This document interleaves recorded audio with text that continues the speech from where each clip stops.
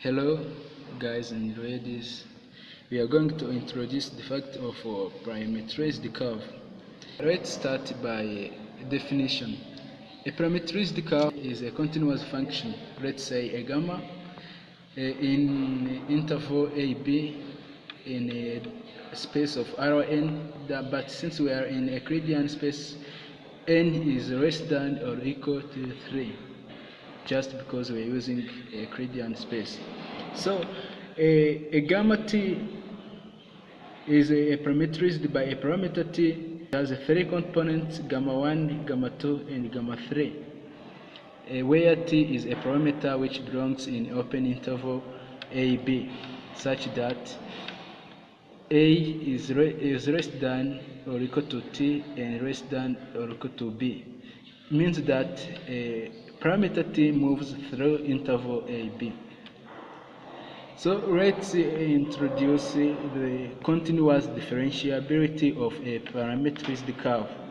A curve gamma which is varying in interval AB of Rn is continuous differentiable if its first derivative exists for lol t which belongs in interval AB, and gamma t is continuous function in the interval AB.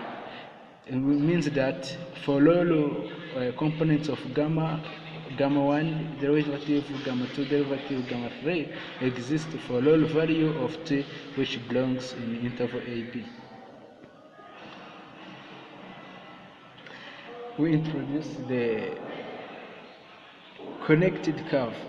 A parametrized curve is said to be connected if it is made up of one piece, just when there is no gaps or jump in as the parameter t moves through interval AB. That is when we say that a curve is connected. Just the condition is this: that there is no gap, there is no any gap or any jump as the parameter moves through interval AB. There is other thing we must introduce. It's a regular curve. A curve is said to be regular if its first derivatives are different to 0. This means that it is when the derivative of each component of a curve gamma is different to 0. Means that gamma 1 is different to 0, gamma 2 different to 0, and gamma 3 different to 0. That are derivatives of gamma 3, gamma 2, and gamma 1, where gamma t is composed by gamma 1, gamma 2, and the gamma 3. Then the first derivatives must be different to 0. Here are an examples for the regular curve. For example, let's take gamma t equal to t power 4, comma 3 t squared and t cubed plus 2. We may call this t power 4 gamma 1, and this gamma 2, and this gamma 3. So let's say that parameter t moves through interval from negative infinity to plus infinity. That is the interval R. It's R. So in R, when we take first derivatives, the first derivative of each component here will be 4t cubed, 6t, and 3t squared. So these will be equal to 0. All components will be equal to 0 if t is equal to 0. Hence, we say that gamma t is not regular in R. And another example, let's say gamma t is equal to t, comma 3t. Here is R which is mapping in R2. Hence, this first derivative will be equal to 2, 6t. Here is derivative of 2t and derivative of 3t squared. This is always different to 0 because always 2 is different to 0. Then we say that gamma is regular. Thank you. We are going to continue with practical problems on vector differential geometry. Now we are going to continue with examples about a parameterized curve. The first example is show that a curve parameterized by an arc length has int speed. we are going to solve this problem. The arc length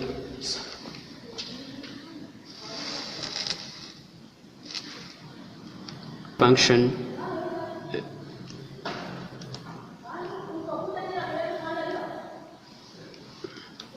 of a curve is given by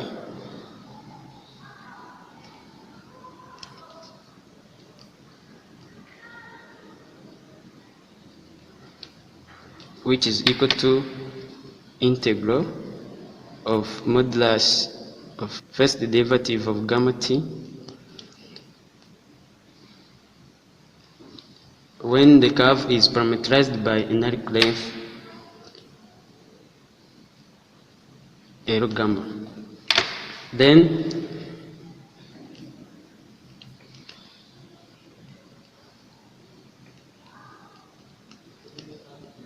is equal to integral of first derivative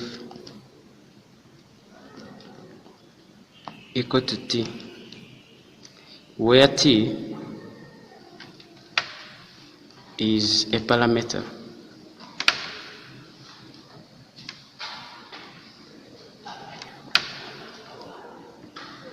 Now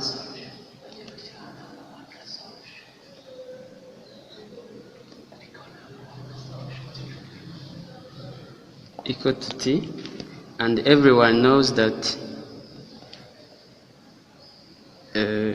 t equal to integral of dt. Then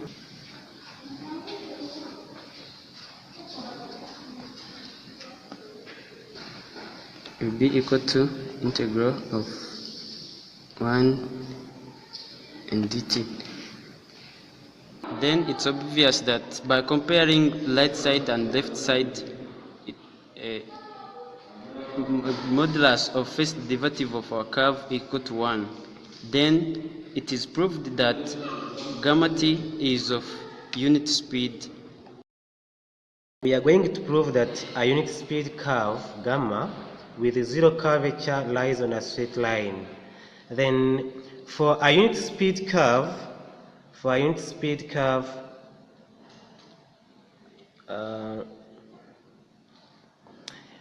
its curvature equals to the modulus of the second derivative of the curve. Proof.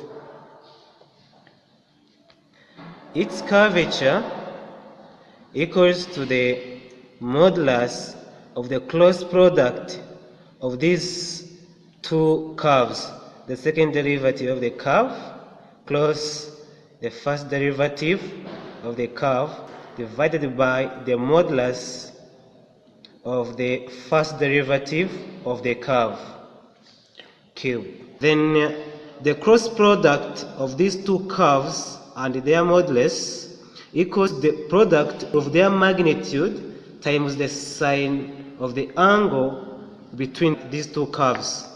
The modulus of the first derivative for a unit speed curve is equal to 1, and the angle between these two curves is equal to 90 degrees.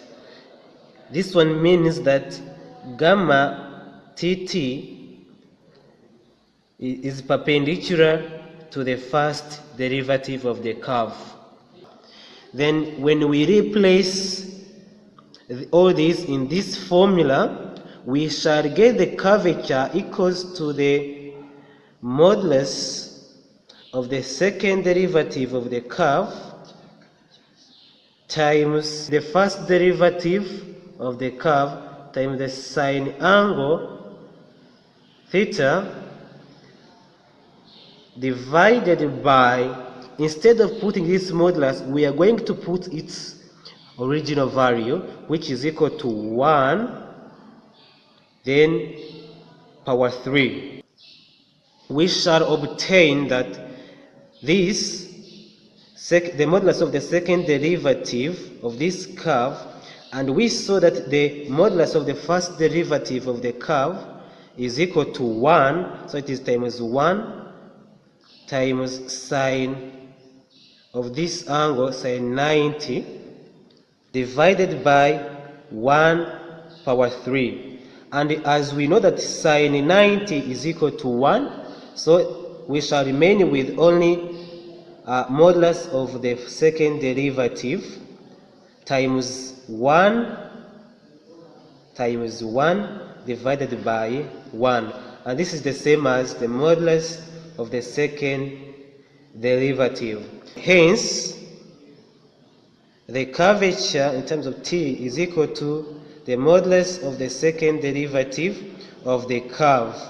And when we base on the question that we were given, that this curve has zero curvature, this tries to mean that the curvature is equal to 0. This satisfies that gamma of tt also equals to 0, as curvature of t also equals to 0. Then we need to prove that the unit speed curve gamma with 0 curvature lies on a straight line. Then we need to integrate the second derivative of gamma tt. When we integrate gamma tt dt, this will equal to gamma t, and it is equal to 0 plus constant, which is the same as constant. Then gamma of t equals to the double integral of the second derivative of the curve dt dt. As we saw here above, gamma of t dt equals to c. So we are going to replace this term by c. Then we shall remain with integral of c dt. And this gives ct plus d, where c and d are real constants. And as we see here, this tries to show that it is an equation of the straight line. Hence, ct plus d is an equation of a straight line.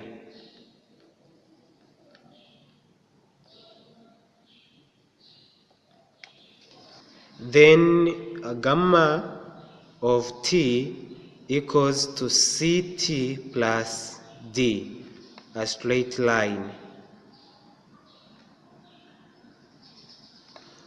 with c equal to plus or minus 1, because the modulus of gamma t equals to modulus of c, and it is equal to 1. Hence, it is proved that the unit speed curve with 0 curvature lies on a straight line.